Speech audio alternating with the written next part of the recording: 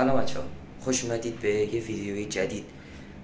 همینطور که پست قبلی بهتون گفتم، پست بعدی حتما نمونه کارامو نشونتون میدم و اینم بگم که ما هر هفته ویدیو میذاریم و ادیتوری هم ندارم برای ویدیوهام و مجبورم خودم فقط ویدیوهامو ویرایش بکنم.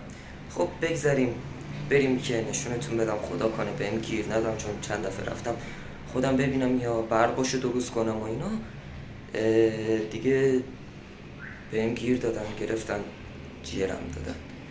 خب امیدوارم که این اتفاق نیفته. برو بریم. خب بچه‌ها اومدم بیرون، داریم میریم.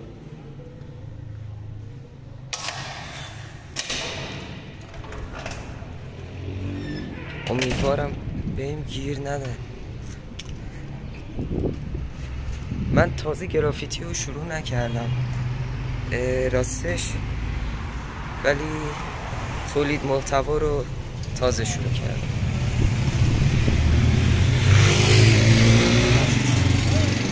از کارای اولی بخوام نشونتون بدم اینجاست.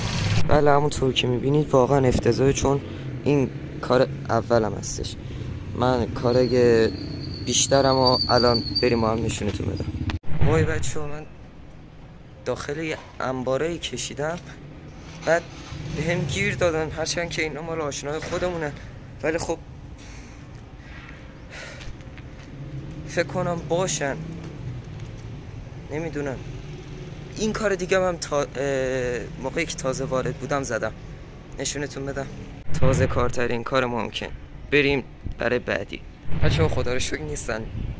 باز یک مشکل دیگه اینه که اون جلوش پاسکاه رسیدیم. بذارید نشونتون بدم. امیدوارم که واقعا من حمایت کنید دیگه. مرسی. واو بله بچه‌ها، این اولین کار حرفه‌ایم هستش که آره رنگ زیاد برد، پول زیادی هم شد و پدرم منو چیز کرد، یعنی هیچ کار نکرد، ولی خب دیگه روم نمیشه، انقدر رنگ خریدم توی چشمای پدرم نگاه کنم. بریم برای بعدی، کسی اومده خجالت میکشم. خب بچه‌ها ما داریم میریم سراغ دومین کارمون، کار حرفه‌ایمون، که ببینید اون کاری که اول بهتون نشون دادم حرف پی بود و میخوام برای گرافیتی های بعدی رنگ سفید بگیرم و روشون بزنم و یه طرح جدید بزنم. بعد این یک گرافیتی دیگه زدم، اون مال